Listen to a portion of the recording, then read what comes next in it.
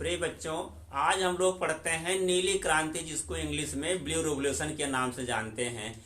मछली उत्पादन बढ़ाने के लिए जो भी प्रयास किए गए और हमारे यहाँ देश में मछली का उत्पादन बहुत अधिक बढ़ा, इसी को हम लोग नीली क्रांति के नाम से जानते हैं। जानते हैं, इसके नाम से ही इंगित होता है इसको नीली क्रांति क्यों करते हैं। जानते हैं, जैसे दूध का उत्पादन बढ़ाने के लिए हम लोग दूध का रंग सफेद होता है तो उसको श्वेत क्रांति के नाम जानते हैं।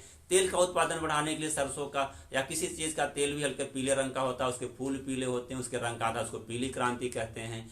और अंडे का देखिए जो होती है, और अंडे का रंग जो होता है सफेद या चांदी के आकार का होता है, उसको हम लोग सिल्वर रेवोल्यूशन के नाम जानते हैं। उसी प्रकार पानी का रंग जो होता है हमारा नीले रंग का होता है। तो जानते हैं कि पानी नीले रंग का होता है, तो एक प्रकार का उसका नीला उसका पर्याय है, दूध की सफेद दूध की तरह। उसी प्रकार ये नीले पानी में हम लोग मछली जानते हैं, पालन नीले उसे पानी में होता है, इसीलिए हम लोग इसको नीली क्रांति के नाम से जानते हैं। तो ये नीली क्रांति जानते हैं कि ये हमारे देश के लिए ये मछली का उत्पादन इतना अधिक बढ़ गया कि वर्तमान में हम लोग विश्व में सब दूसरे नंबर पर मछली उत्पादक देश बन चुके हैं।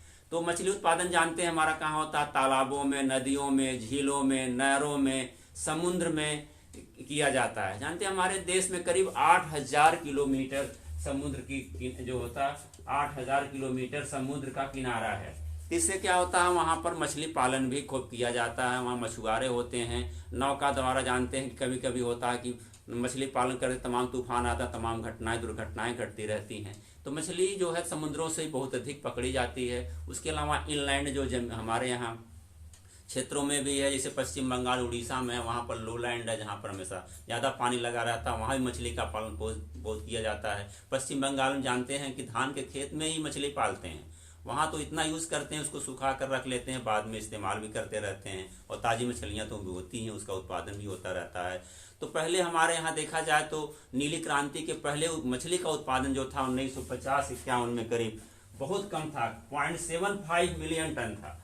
1950-51 में था ये 0.75 MT यानी मिलियन टन, इतना कम था। अब देखिए, अब ये 2020-21 में 2020 यही बढ़ करके 14.2 मिलियन टन, 14.2 MT, इतना अधिक बढ़ गया। करीब 15 से 16 गुना मछली का उत्पादन बढ़ गया। तो ये क्या है, हमारे नीली क्रांति की देन है। हमारे देश में तमाम प्रकार की योजनाएं चलाई गई हैं, और इसमें जानते हैं मछली पालन जो मछुआरे हैं और तमाम प्रकार के लोग इस व्यवसाय से जुड़े हुए हैं। करीब 16 करोड़ लोगों को रोजगार भी उपलब्ध करा रहा है ये मछली पालन। हमारा फिशरीज एंड एक्वाकल्चर डिपार्टमेंट है, इसमें इतने लोगों को रोजगार भी मिल रहा है। और योजनाएं चल रही हैं, इसे प्रधानमंत्री मत्स्य संपदा योजना चल रही है, उसमें उनको तमाम प्रकार के लोन उपलब्ध कराए जाते हैं और सुविधाएं दी जाती हैं।